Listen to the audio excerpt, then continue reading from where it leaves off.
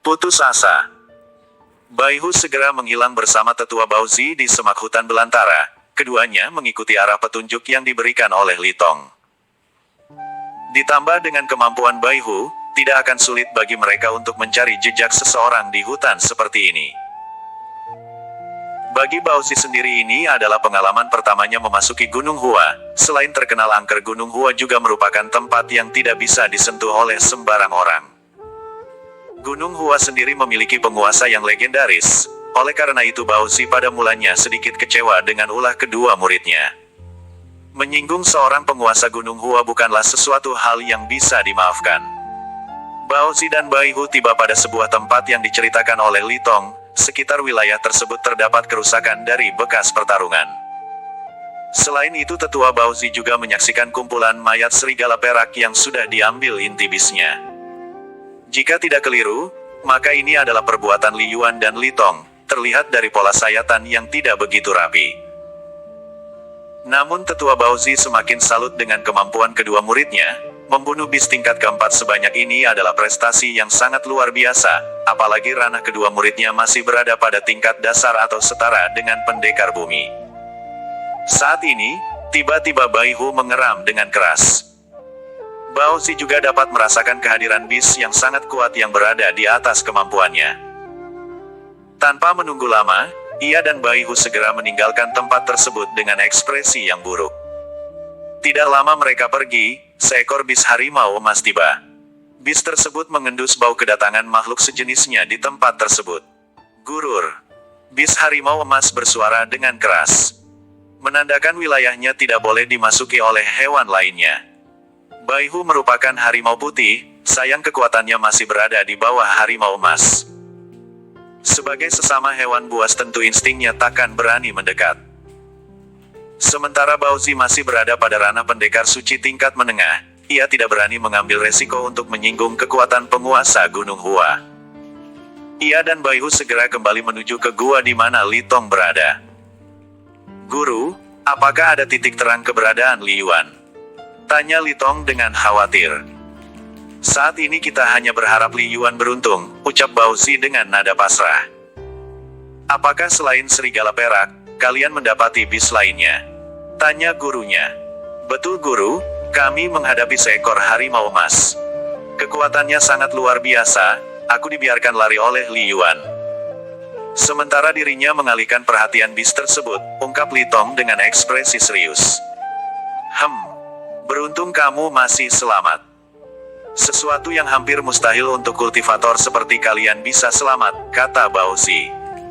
Mendengar ucapan gurunya, Li Tong sangat sedih. Hatinya bagai tersayat pisau yang tajam. Li Yuan adalah sahabat satu-satunya yang ia miliki sejak kecil. Ini adalah pukulan terberat dalam hidupnya. Sambil mengeratkan kepalan tangannya ia berkata, suatu hari aku akan menjadi lebih kuat. Aku akan kembali ke sini untuk membalaskan dendam. Baozi hanya mengangguk pelan menyaksikan tekad muridnya tersebut. Kali ini Baozi tidak berniat tinggal di sini, aura ganas bis masih dapat ia rasakan, setidaknya bis tersebut memiliki kekuatan setingkat dengan pendekar suci tahap akhir. Aku sebenarnya masih ingin mencari Li Yuan, namun tempat ini terlalu berbahaya bagi kita. Aku tidak memiliki pilihan lain selain menghindari tempat berbahaya seperti ini, ucap Baozi. Li Tong, segera kamu naik ke punggung Baihu, kita segera pergi dari sini, ucap gurunya tersebut. Li Tong memandang sekeliling, untuk terakhir kali ia masih berharap bisa melihat Li Yuan. Tetapi bayangan sahabatnya tidak nampak. Lalu Li Tong kembali naik ke punggung Baihu dan melesat pergi meninggalkan Gunung Hua. Sore harinya Baihu telah membawa mereka kembali ke Sekte Laohu. Untuk sementara pencarian terhadap Li Yuan tidak bisa dilakukan karena situasi Gunung Hua yang sangat berbahaya. Gunung Hua merupakan kawasan yang bersebelahan dengan Gunung Juewu. Adanya bis yang menyeberang bisa disebabkan oleh keadaan tertentu. Bahkan tetua Baozi sudah mengumumkan hal ini kepada aula misi, sehingga pencarian terhadap Li Yuan akan sia-sia malah bisa menimbulkan bahaya baru. Tetua Jiafu yang mendengar pengumuman dari aula misi, langsung tak berdaya. Apalagi pengumuman tersebut berasal dari tetua Baozi yang sudah berada pada ranah pendekar suci. Segala rencana yang ia buat sebelumnya menjadi percuma.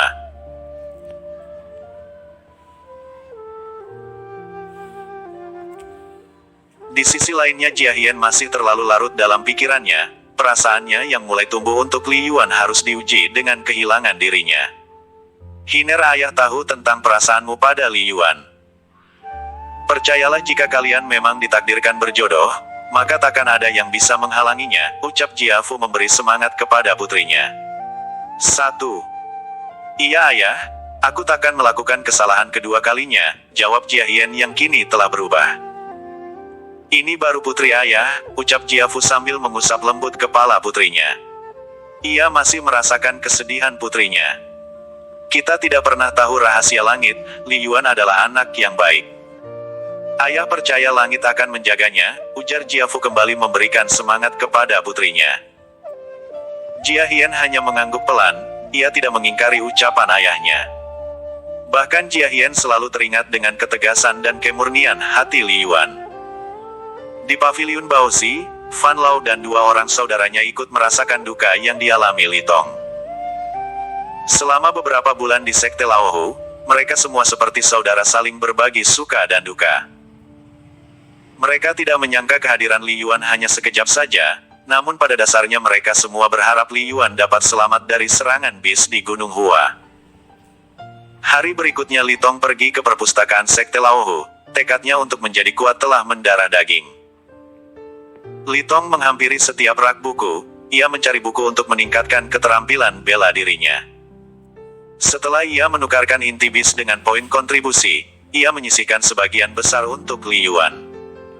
Poin kontribusi Li Tong sendiri cukup banyak, ia berencana untuk menukarkannya dengan kitab bela diri. Dari salah satu rak buku, ia melihat kitab berwarna coklat tua dengan sampul yang sedikit usang. Pada kitab sampul tersebut tertulis judul, Teknik Tubuh Batu. 1. Li Tong memeriksa kitab tersebut, dari halaman pertama hingga halaman terakhir. Ia menelan ludahnya, teknik yang ia baca sangat mengagumkan. Ini, mata Li Tong melebar setiap kali ia membalikkan halaman. Ini sangat cocok untukku, batin Li Tong senang. Lalu ia menuju ke petugas untuk mengkonfirmasi ingin meminjam kitab tersebut. Setelah melewati prosedurnya ia kembali ke tempat tinggalnya untuk mulai berlatih. Li Yuan, aku akan membalaskan dendammu, ucap Li Tong pelan. 1. Menjadi murid Yuan Zhang. Di kolam spiritual, Li Yuan merasakan kehangatan menjalar ke seluruh tubuhnya, rasa yang awalnya tidak nyaman kini dapat ia rasakan perubahannya. Pada saat yang bersamaan, sebuah benda yang berada di dalam tubuh Li Yuan bereaksi sangat cepat. 1. Obsidian kristal ungu yang pernah ia serap saat pertama kali tiba di Sekte Laohu, kini mulai menunjukkan reaksinya. Kristal ungu tersebut merupakan sumber utama elemen petir di dalam tubuh Li Yuan. Boom, boom. Tubuh Li Yuan mengalami 2 kali penerobosan yang menandakan ia berada pada ranah inti ki tahap akhir. Selangkah lagi ia akan berada di ranah pendekar raja, sebuah pencapaian yang sangat luar biasa. Tiba-tiba tubuh Li Yuan menegang dengan rasa ngilu kembali menjalar ke seluruh tubuhnya, tulang-tulangnya seperti ditempa kembali oleh kolam spiritual. Tidak lama berselang, rasa sakit yang menyiksa membuat Li Yuan berteriak keras. Ag, apakah kau baik-baik saja? Terdengar suara Yuan Zhang dari tepi kolam. Aku baik-baik saja, ucap Li Yuan dengan terbata-bata. Ia kembali teringat akan ucapan Yuan Zhang untuk tidak menyia-nyiakan kesempatan ini. Li Yuan sudah merasakan manfaat sebelumnya, yaitu dirinya mampu melewati batasan.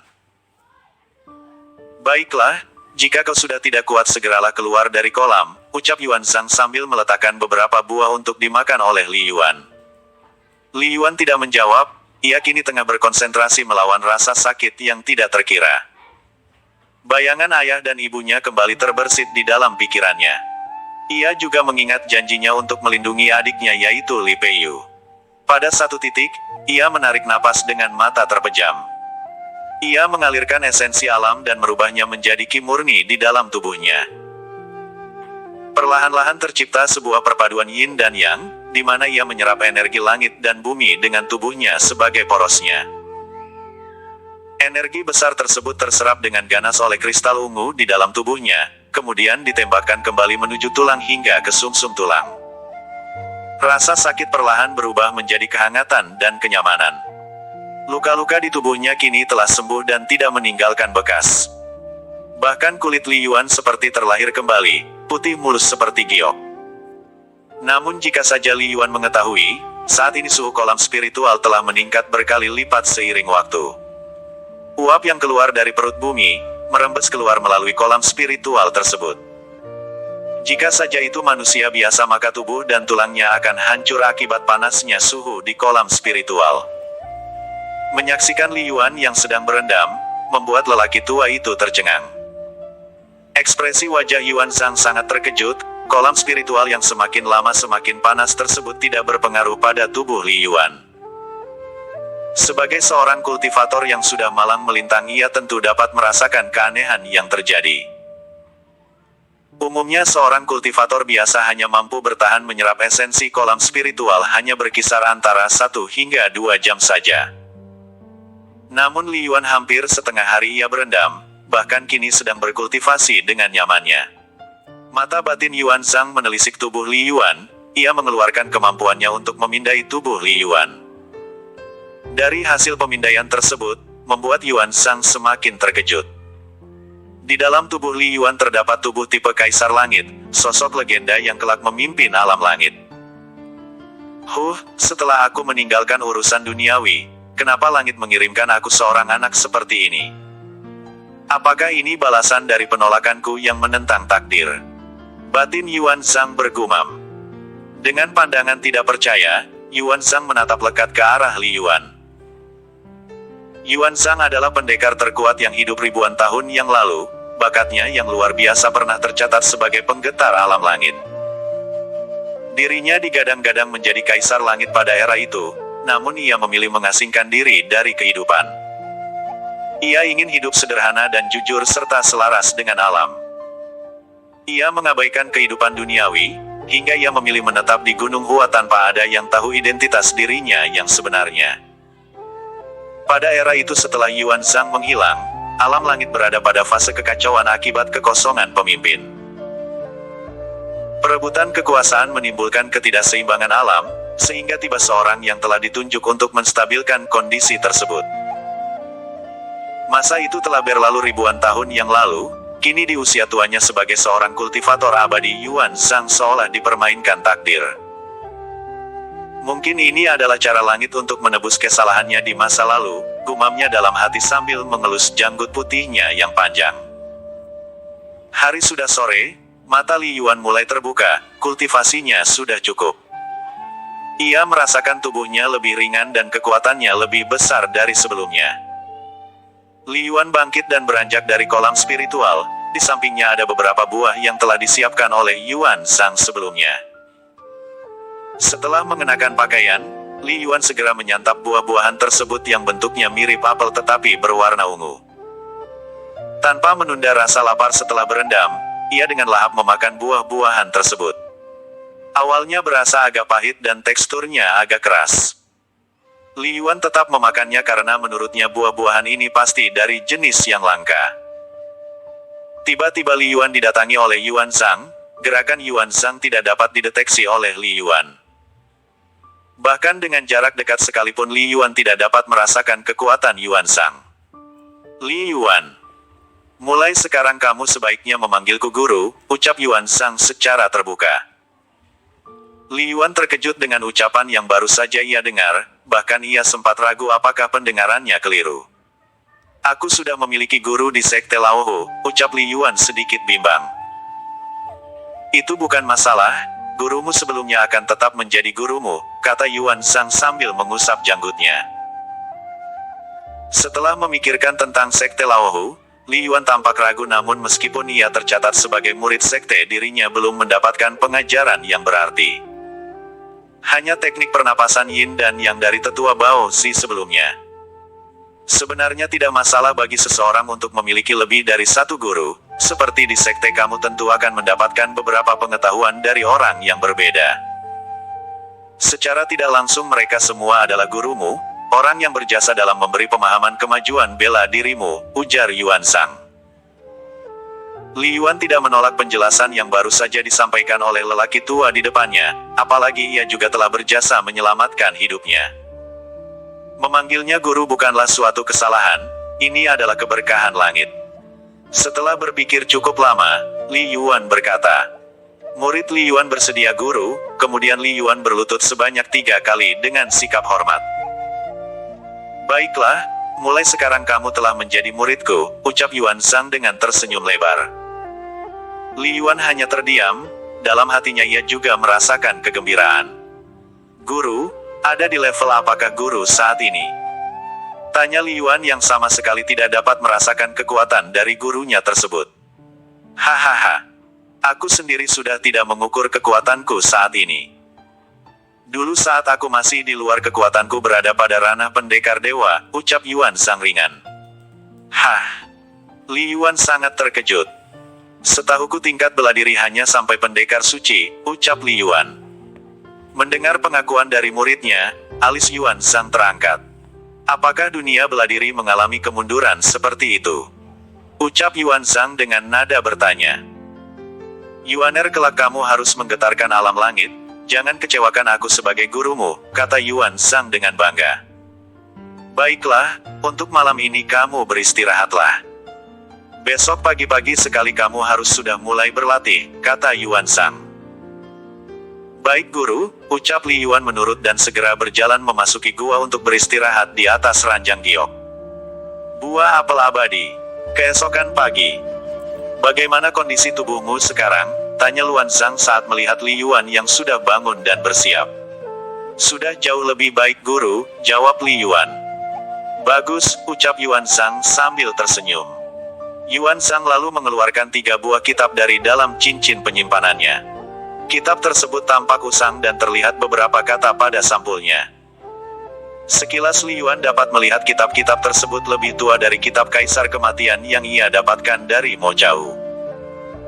Ketiga kitab itu adalah Kitab Dewa Naga, Kitab Dewa Petir dan Kitab Dewa Badai.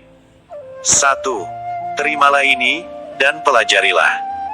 Selama 1 tahun ke depan kamu akan mempelajarinya sambil tetap berendam di kolam spiritual, ucap Yuan Sang menjelaskan. Lalu Yuan Sang meletakkan jari telunjuknya pada kening Li Yuan. Ia menembakkan sebuah sinar, dalam sekejap di dalam pikiran Li Yuan terisi gambaran-gambaran teknik tingkat tinggi. Ketiga kitab yang kini berada di tanganmu, mengandung teknik tingkat dewa. Kamu harus bisa menjaganya dengan baik. Tidak sembarang orang bisa mempelajari teknik-teknik tersebut. Semuanya bersifat menghancurkan dan membunuh, ucap Yuan Sang memberi penjelasan. Selain itu ada kekuatan spiritual yang aneh dari ketiga kitab tersebut, hanya saja aku tidak memiliki penjelasan lebih terkait hal itu. Kemungkinan itu berkaitan dengan kekuatan tersembunyi yang hanya diketahui oleh penguasa alam langit sebelumnya, tambah penjelasan gurunya.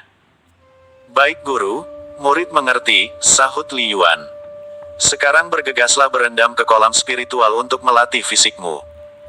Kolam spiritual sangat baik untuk meregenerasi kulit serta tulangmu, setiap mineral yang terkandung di dalamnya akan meningkatkan kekuatan tubuhmu serta mengokohkan dantianmu, ucap Yuan Sang.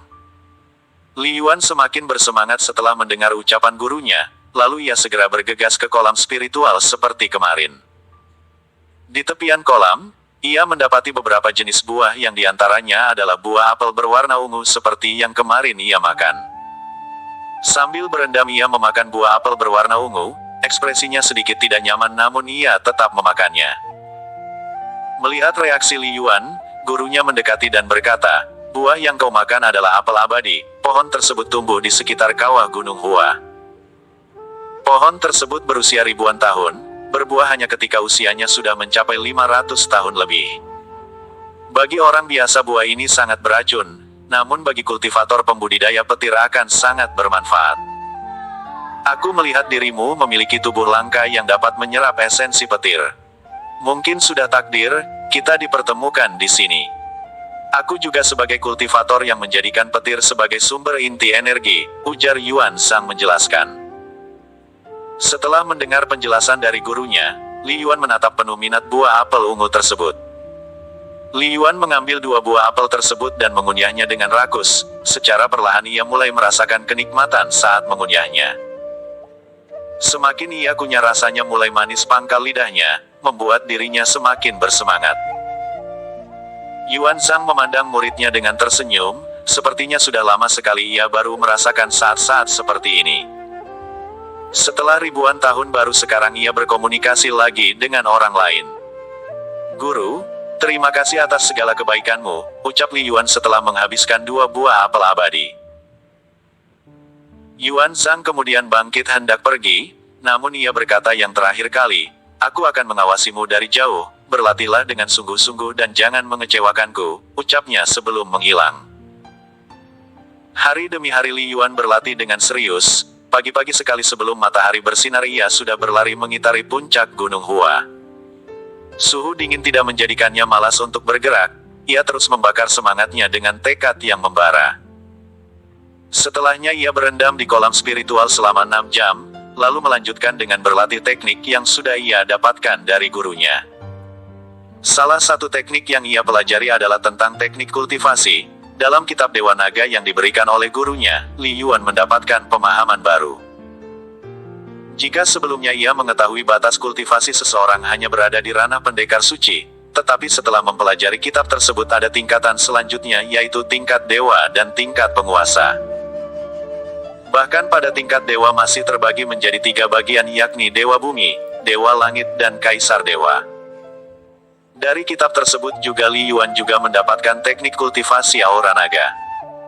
Setelah berlatih kultivasi aura naga, kemampuan jiwa Li Yuan juga meningkat pesat. Selama 1 tahun ini Li Yuan selain melatih fisiknya juga melatih kekuatan jiwanya. Sedangkan kitab Dewa Petir dan Dewa Badai meski terpisah tetapi memiliki kemiripan dan bisa dikombinasikan menjadi serangan yang mematikan. Namun pada penggunaan jurus tangan kosong tersebut Li Yuan masih memiliki kendala karena pada kitab Dewa Badai diperlukan elemen angin sebagai pengungkitnya.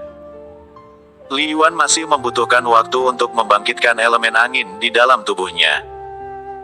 Tidak terasa waktu berjalan sudah 1 tahun, kekuatan Li Yuan sudah meningkat pesat. Selain tubuhnya yang bertambah kuat, tampilan fisiknya juga berubah menjadi lebih kekar. Wajahnya menjadi lebih tampan ditandai dengan hidung yang lebih mancung dan besar, mata lebih kecil dan tebal. Saat ini ia berada pada ranah pendekar raja tahap akhir. Tubuh Kaisar Langit yang dimiliki Li Yuan mengandung 2 inti energi yakni petir dan jiwa. Saat ini kedua unsur tersebut sudah semakin berkembang seiring berjalannya waktu. Yuaner, bagaimana hasil latihanmu? Tanya Yuan Zhang. Setelah 1 tahun ini, aku merasakan kekuatanku meningkat bertambah kuat, jawab Li Yuan dengan senang. Baguslah jika demikian, besok kamu akan berlatih di puncak Gunung Hua tepatnya di kawahnya, ucap Yuan Zhang memberitahu metode baru latihannya. 1. Baik guru, jawab Li Yuan.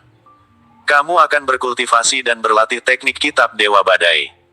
Aku tahu kemampuanmu masih lemah terkait unsur angin. Kekuatan tekanan di kawah gunung akan meningkatkan kecepatanmu menahan pusaran gelombang, lanjut Yuan Zhang menjelaskan. Terima kasih guru, murid akan belajar lebih giat, jawab Li Yuan penuh semangat. Li Yuan merasa senang, jurus langkah petir yang terdapat dalam kitab Dewa Petir memang perlu disokong oleh elemen angin. Hal tersebut merupakan kelemahan mendasar Li Yuan dalam memahami jurus tingkat dewa tersebut. Dalam usianya yang baru 18 tahun, Li Yuan sudah mempelajari 3 teknik yaitu aura naga, teknik langkah petir dan teknik badai kematian. Untuk kedua teknik terakhir masih belum sempurna, oleh karenanya dia akan lebih bersungguh-sungguh pada peningkatan latihan berikutnya. Malam harinya Li Yuan kembali beristirahat di ranjang giok, selama 1 tahun terakhir giok tersebut memancarkan energi kesehatan di tubuh Li Yuan. Energi alam secara alami menyedot racun-racun oksidasi di tubuh Li Yuan, bahkan residu dari kultivasi terserap oleh giok tersebut. Kolam spiritual dan ranjang giok tersebut merupakan harta karun yang telah membentuk fisik Li Yuan yang lebih baik.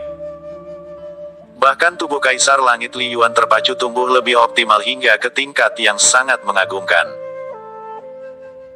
Selama 1 tahun ini juga fisik Li Yuan berkembang tanpa bantuan pil dan obat-obatan. Semua terbentuk secara alami hasil dari pelatihan tubuh serta menyerap energi ki alam secara langsung.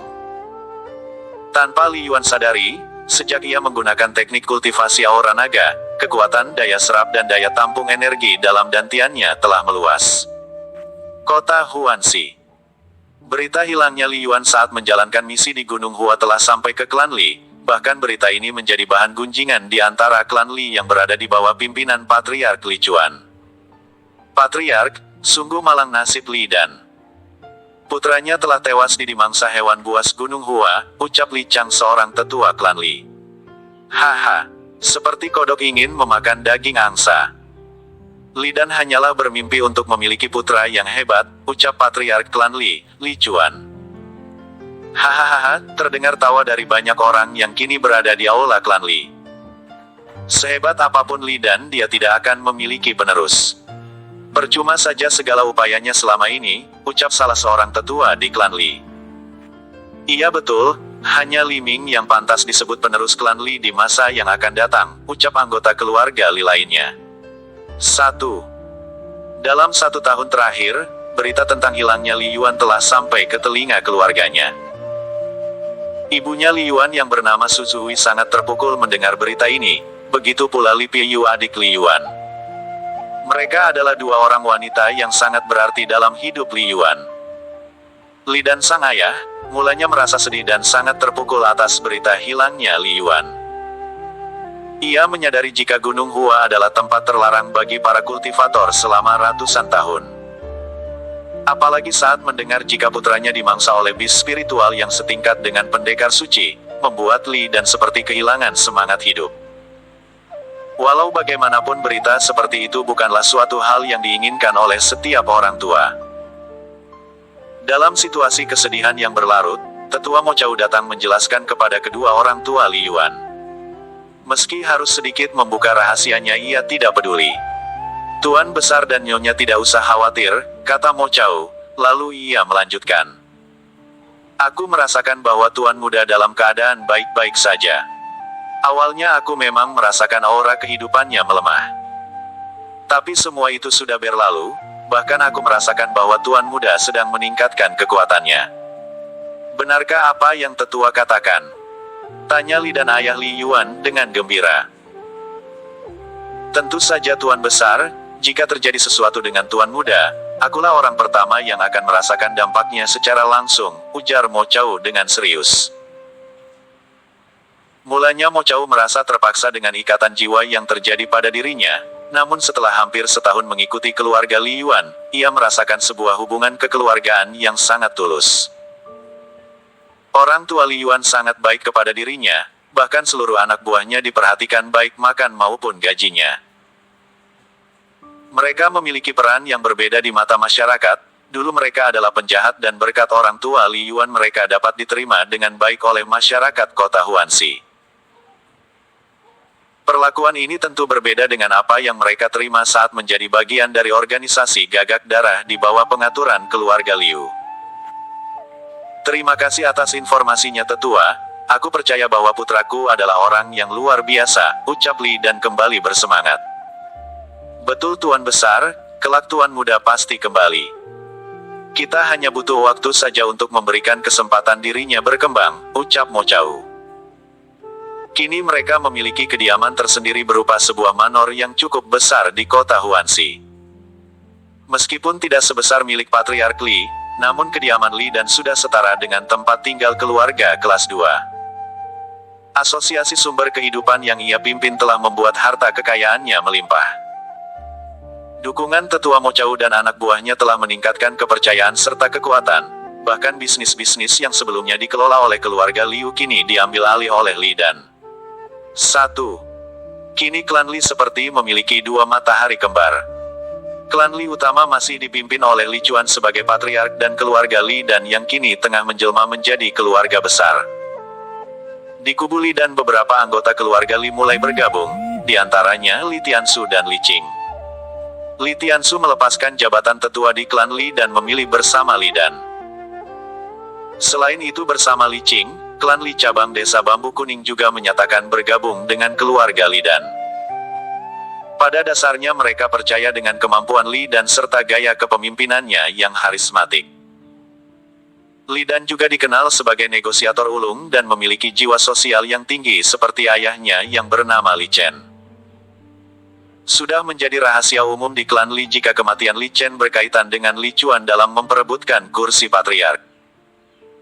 Li Chuan menggunakan cara yang sangat licik dengan menggunakan racun arsenik untuk menyingkirkan Li Chen. Sayangnya pelayan yang terlibat dalam hal itu meninggal seperti bunuh diri. Sehingga kasus kematian Li Chen mengalami kebuntuan. Li Dan yang memiliki dukungan dari Mo Chao menjadi tokoh penting di kota Huanxi. Kiprah bisnisnya seolah seperti kekuatan yang tak bisa dibendung. Ditambah kehadiran Jiafu yang merupakan tetua sekte Laohu membuat posisi Li Dan semakin kokoh. Jangan lupakan pula dukungan keluarga Su dari pihak istrinya. Keluarga Su memiliki jaringan kaum intelek yang banyak menduduki posisi strategis di kota Huanxi bahkan beberapa kota besar lainnya di Provinsi Naga Biru. 1. Semenjak Li Yuan dikabarkan menghilang, Jia Hian beberapa kali berkunjung menemui keluarga Li Yuan. Bahkan hubungan Jia Hian dengan Li Peiyu semakin akrab, Jia Hian juga mengajarkan beberapa teknik bela diri kepada Li Peiyu. Hal ini tentu saja membuat Li Peiyu kegirangan. Baginya belajar ilmu bela diri juga merupakan impiannya, hanya saja ia memiliki keterbatasan untuk menjaga ibunya. Seperti saat ini, Jia Hian tengah berada di kediaman keluarga Li Yuan. Jia Hian hanya ingin menebus penyesalannya atas sikapnya terdahulu. "Kak, apakah kakak Jia Hian menyukai kakakku?" tanya Li Peiyu di sela latihan bersama. 1. Jia Hian tidak menjawab pertanyaan Li Peiyu, ia hanya tersenyum.